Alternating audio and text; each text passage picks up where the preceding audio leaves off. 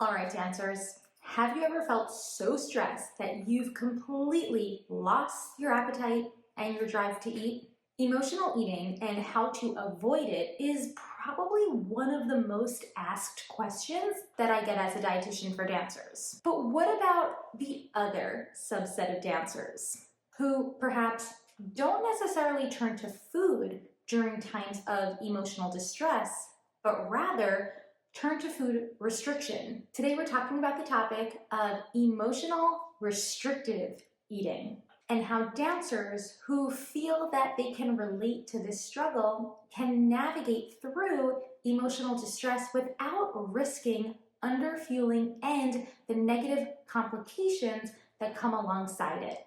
I'm Rachel Fine, registered dietitian nutritionist and founder of To The Point Nutrition. A dancer's performance is a direct result of hard work and motivation. So where does food fit into this? There's a lot of myths and a ton of antiquated ideals, and I'm here to dispel those.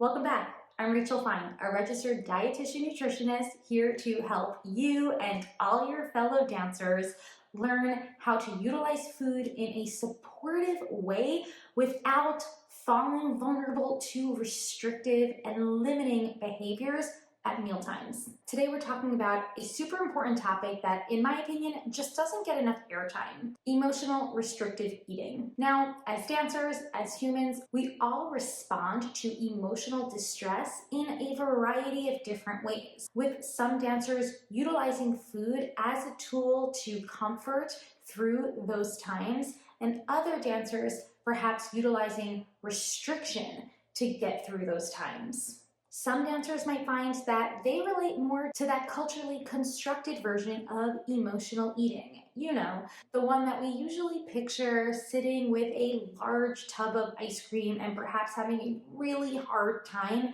tuning into our fullness cues at that moment. In other words, turning to food as a coping tool to navigate through times of distress.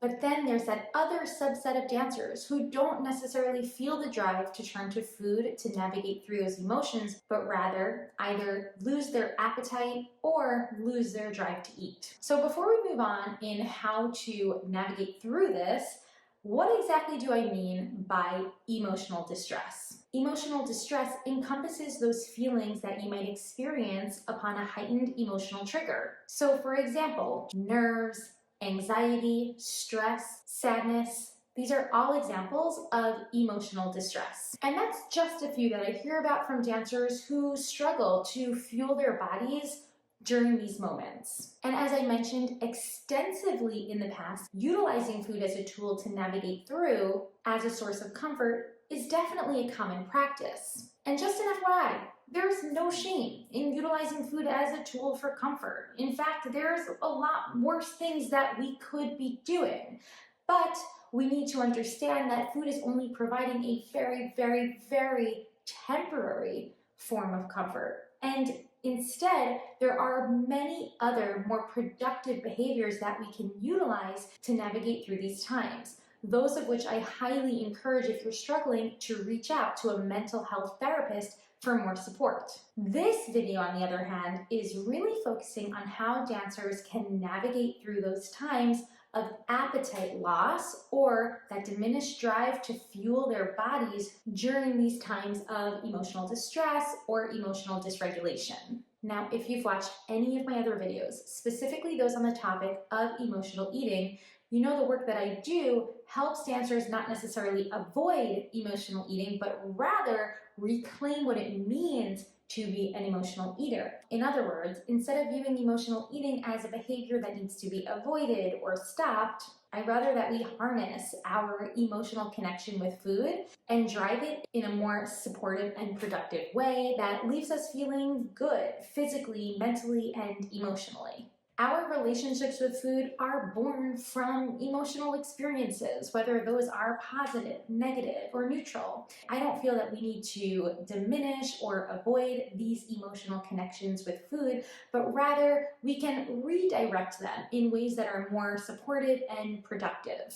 But in a different way, when dancers are utilizing restrictive eating to navigate through times of emotional distress, it is super important that we proactively intervene because we don't want to risk the sacrifices associated with underfueling. As you move forward in this work, I want you to have a judgment-free approach. If you find that during those times of emotional distress, you are turning to food restriction to cope, we're going to build interventions that ensure that your body is adequately nourished. But we never want to feel judged, shamed, or felt like we're doing something wrong. It's just super important that we understand the risks associated with energy imbalances as a product of underfueling. So learning how to proactively fuel your body during these times of emotional distress is super important. Now, on this note, I do want you to know that pre-existing disordered eating, and by the way, this includes those less obvious forms of disordered eating, like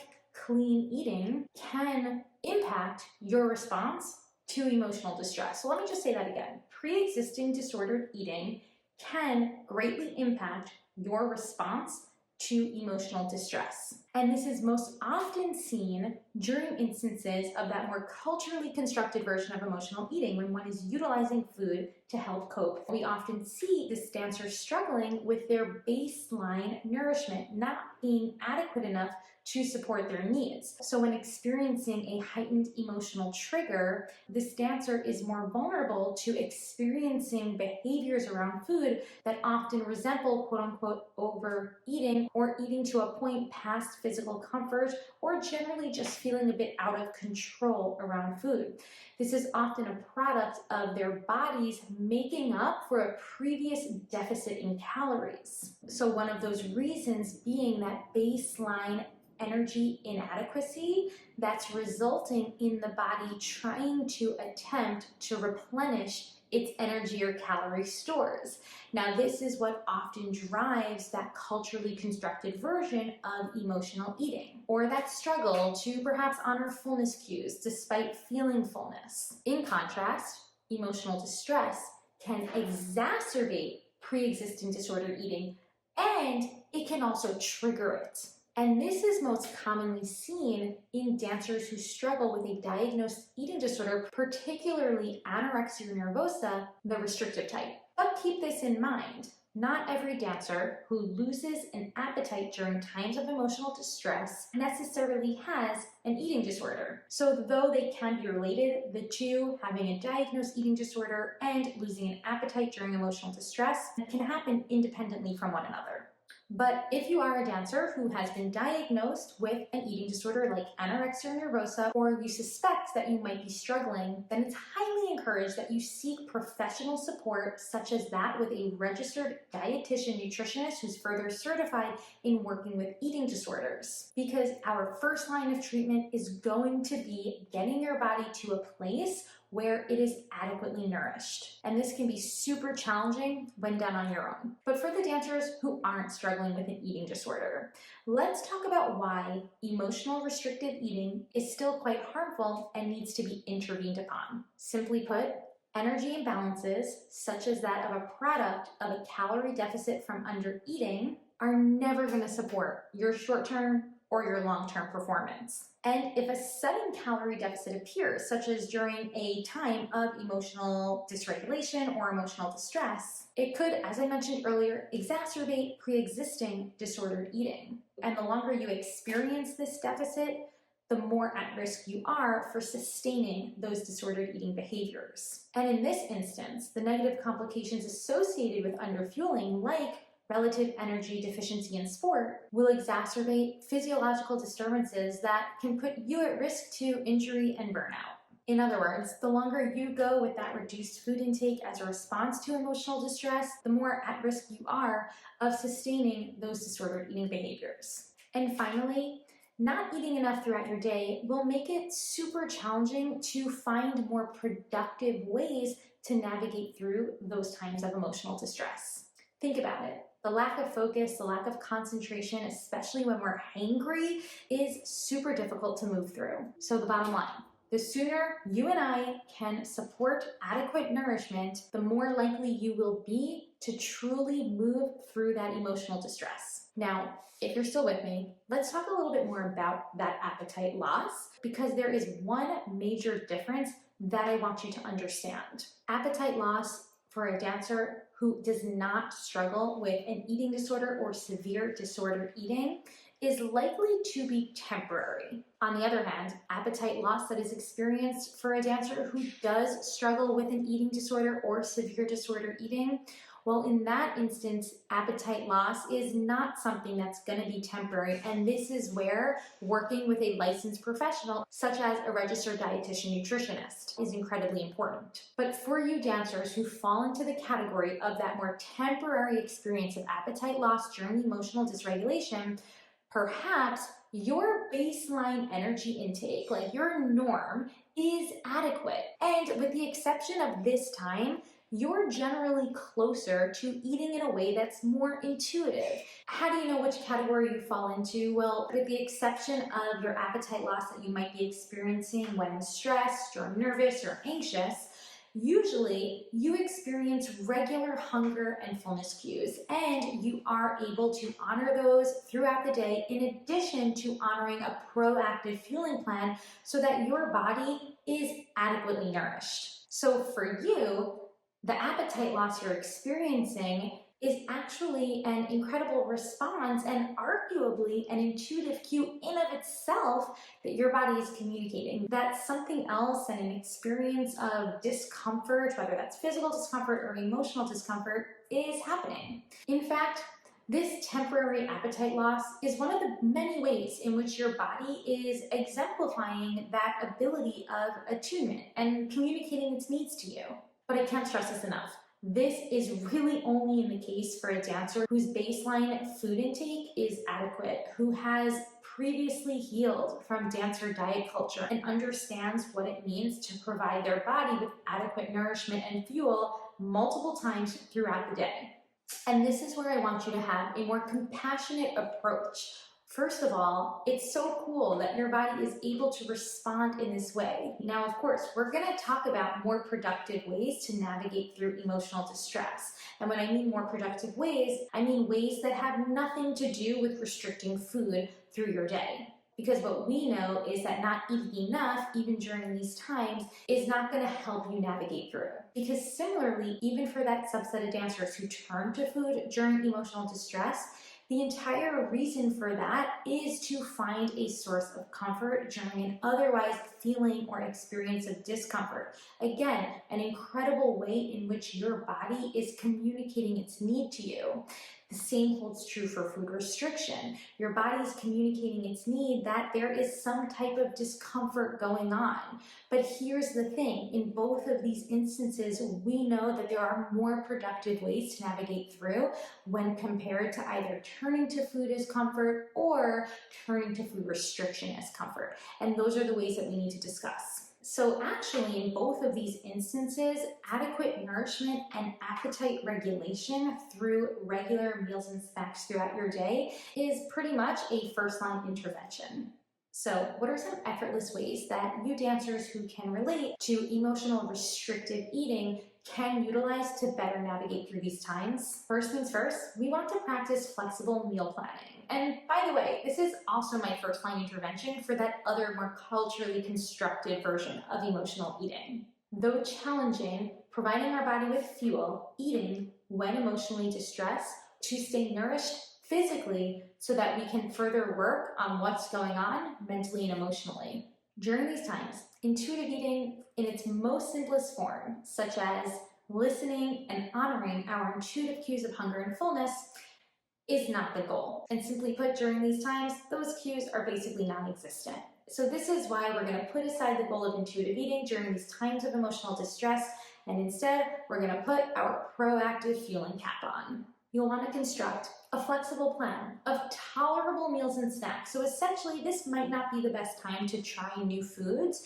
You might want to focus on foods that you know leave you feeling comfortable and, for example, not struggling with acid reflux or digestive discomfort. This might mean more easily digestible and simpler carbohydrates like rice, or less voluminous and rather more calorically dense options like a more calorically dense sandwich. We also want to be sensitive to the fact that we might not necessarily be in the mood to hang in the kitchen for very long, and in these instances, Relying on packaged or convenient options can be super helpful. Adding frozen veggies to some pasta, relying on prepackaged meals and soups, these can all be super helpful to help you prioritize nourishment.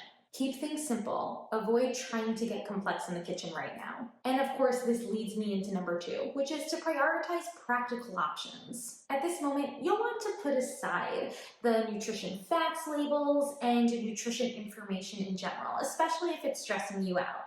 Even otherwise helpful tools like nutrient density can be put aside for now, because now's the time to prioritize reliable and consistent meals and snacks. Other convenient packable options, trail mix, wraps, canned tuna, pasta, these are all examples of helpful options. Easy to prepare ingredients like frozen bouillon cubes to help with seasoning, or frozen veggies to toss into basically any pre-made meal you're heating up.